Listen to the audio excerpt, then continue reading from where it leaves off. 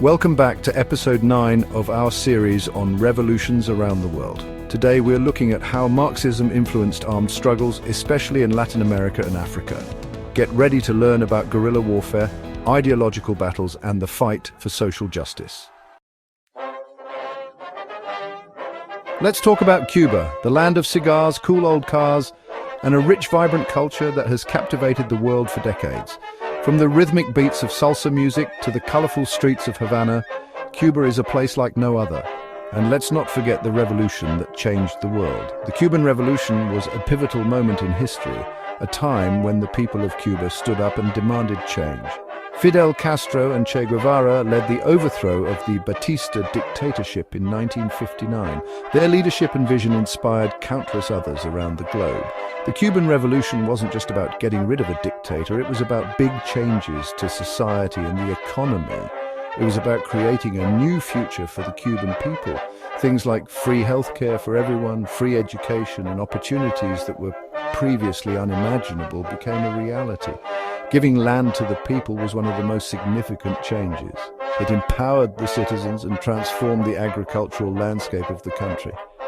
Even with challenges, the Cuban Revolution is still a powerful example of fighting back against imperialism. It stands as a testament to the resilience and determination of the Cuban people, a story of hope and defiance that continues to inspire. Now let's move to mainland Latin America, a region rich in culture and history, but also marked by decades of political turmoil and social unrest. Here, movements inspired by Marxism ignited revolutions that sought to overthrow oppressive regimes and bring about radical change.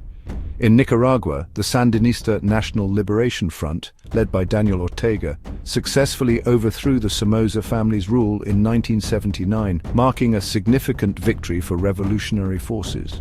Meanwhile, in Colombia, the Revolutionary Armed Forces of Colombia, or FARC, engaged in a prolonged guerrilla war against the government, aiming to establish a Marxist regime. In Peru, the Shining Path, a Maoist insurgent group led by Abimael Guzman, unleashed a wave of violence and terror in their quest to topple the government. Despite their different approaches and ideologies, these groups shared a common goal: social justice. They were willing to fight and even die to achieve a more equitable society for their people.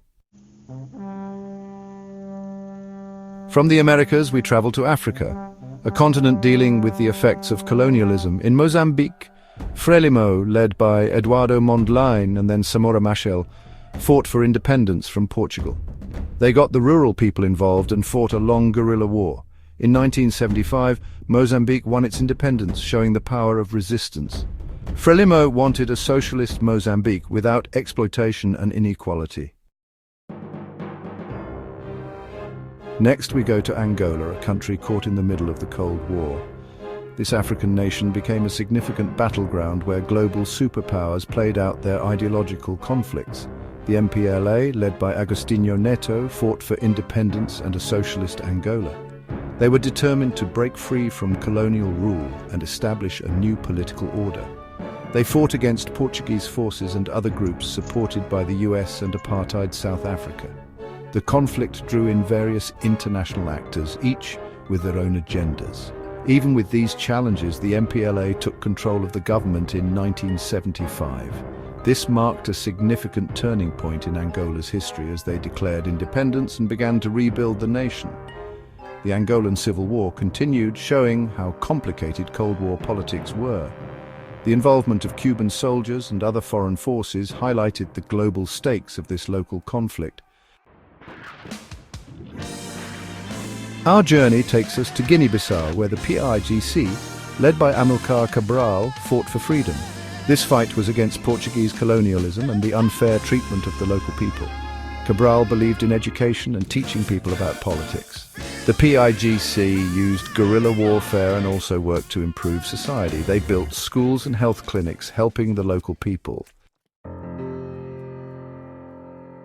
We've covered a lot today, from Cuba to the Andes Mountains, from Africa to Guinea-Bissau. These movements, driven by strong beliefs and desperation, challenged those in power and fought for fairness. Revolutions are complicated, but they happen because of unfair systems and the harsh realities of colonialism. That's all for today's episode on Marxism and armed struggles.